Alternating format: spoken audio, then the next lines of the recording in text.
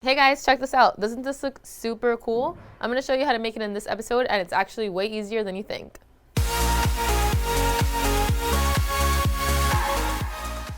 So before we jump in, I just want to remind you guys that if you have any questions at all throughout the video, to go ahead and leave a comment below and we'll get back to you with an answer. And I also wanted to say thank you so much to everyone who has subscribed. If you're new here, welcome. If you haven't subscribed yet, go ahead and click subscribe. And there's also a little bell icon. Be sure to tap that because that is where you're going to be notified that we have posted a new video. So you don't want to miss out on any of that good content. So with that being said, let's jump in.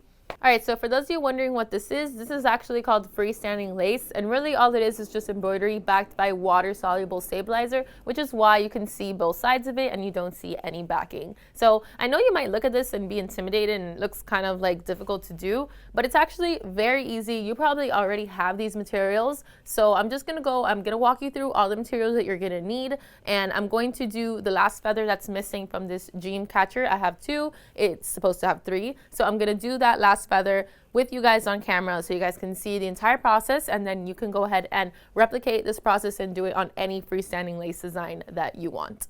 All right, so these are the materials that we're going to be using for this project, and right here these are the materials that you're going to need for freestanding lace. Right here, obviously, these are the beads that you're going to need to complete the dream catcher, which I'll go over with you guys on camera if you want to repeat something like this. I did get this design from, I believe it was Embroidery Library. So you can go ahead and just look up freestanding lace design. You do need a design that is digitized for freestanding lace, but you can go ahead and just look that up, and there's a bunch online. So go ahead and, or tell your digitizer as well, or digitize it yourself. The opportunities are endless. All right, so let's get back to this section right here, and let's talk about what materials we're gonna be using for freestanding lace. Now, we will need a sheet of heavyweight water-soluble stabilizer. If you don't have heavyweight, let's say you have like a medium weight, then probably double up. You can use 2 sheets, just depending on the design. Now, this design itself was 42,000 stitches. It's a lot of stitches. So I used 2 sheets of stabilizer. You could probably get away with 1, but I used 2 just in case. And then for this one, that was a little bit a smaller stitch count. It was about 12. I think this was about 12,000 stitches. I used just 1 sheet. So here I have my 1 sheet from my feather. Heavyweight water-soluble stabilizer like this is the best to use. You can also use like Vilene. That's like a more fibrous stabilizer. It looks more like a regular stabilizer. It's not like clear and plastic. Whichever of those will work. They're both water soluble, so it'll go away when you soak it in water. Here I have my scissors, my snips, just for cleanup when you're done with your embroidery as usual. And then I have my top thread that I'm going to be using, and my dream catcher is white, so I will be using white top thread. And then I have my bobbin thread, which is also white, and it is going to be the same color as my top thread. And if you have white bobbin thread and you're doing white freestanding lace, then that's good, because you do need to realize that freestanding lace is showing from both sides. So you don't want to use, let's say, a black bobbin with white top thread. So you want to match the bobbin with the top thread always. So let's say you need to do another color and you only have a white bobbin.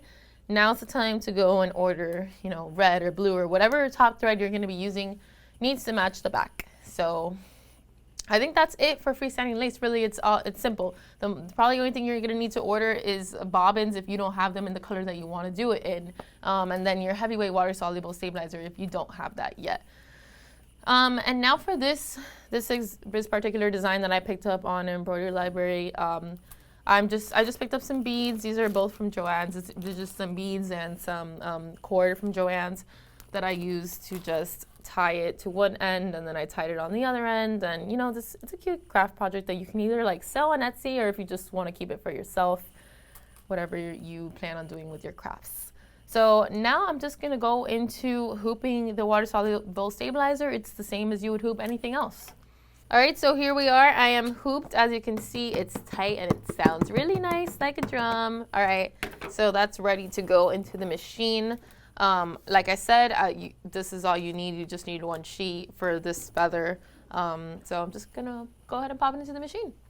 So before we get started, I just wanted to give you guys a couple of other pointers on how to embroider freestanding lace. Now let's talk about speed, the needle, and the thread. So speed, you're fine and you're welcome to embroider at a regular flat speed. So anywhere like about 800 is fine. I embroidered at 800 and it worked great. What's the other thing? Needle. Now your needle, you can use a standard 7511 sharp point needle, and that will be your standard embroidery needle that will work with most projects. Now make sure that you are using a sharp point needle. That's very important for freestanding lace.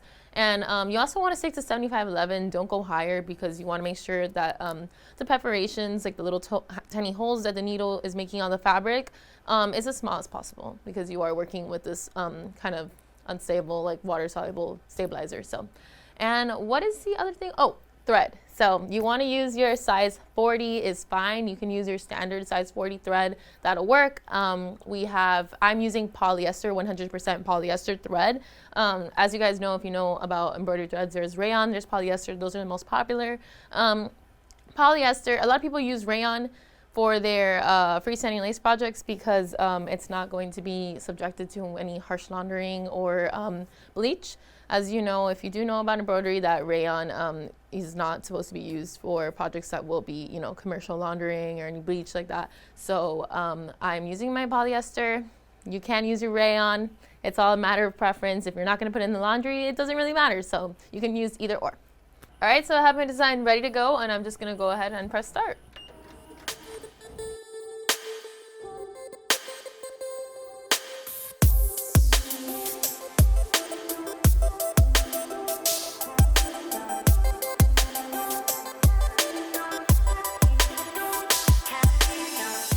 So here I have my finished feather. Now all you have to do is just tear it out, and you are ready to go. All right, so I'm just gonna save these scraps for another project. If you guys want a video on what to do with scraps, you should let me know in the comments below. If enough of you say yes and enough of you want to see some creative ways of using your scraps, then let me know in the comments and we'll see what I can come up with. All right, so I took off the stabilizer, and I do have some excess stabilizer a little bit closer up here. So what you're gonna wanna do is that you just wanna get a bowl of warm water, and you're gonna dip it inside for about 10 minutes, or just as long as it takes to get rid of the rest of this. And you're just gonna kind of pull on the stabilizer and get it out as you dip it in the water. All right, so I'm not going to soak it on camera just because the excess is just a little bit, but you can go ahead and do that on your own. Be sure to look at the instructions on your package. They will tell you what's the best way to get rid of the stabilizer. So don't forget to do that, because it might depend on what stabilizer you're using. And now I'm just going to grab my cord and my beads, and I'm just going to decorate this little feather, and I'm going to attach it to finish off the dream catcher. So I went ahead and I inserted my 3 beads that I'm going to use, and I attached a knot at the end so that the beads won't fall out. And now I'm just going to go ahead and attach this side.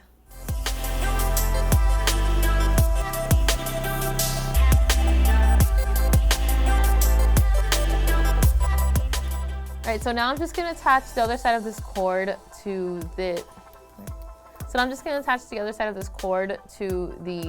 feather. Now, you can also use like a glue to kind of attach the feather to the bead and to the cord. I prefer to just tie it. Embroidery Library does have a tutorial, and they used a fabric glue that worked for them. I'm just gonna tie it, and this will work for me. All right, so that's on, and I'm just gonna cut the end of the cord to make it look a little nicer and cleaner. And now you can go ahead and attach another piece of cord. That's what I'm gonna do. I'm gonna attach another piece of cord if you wanna hang it. So that's what I'm gonna do really quickly.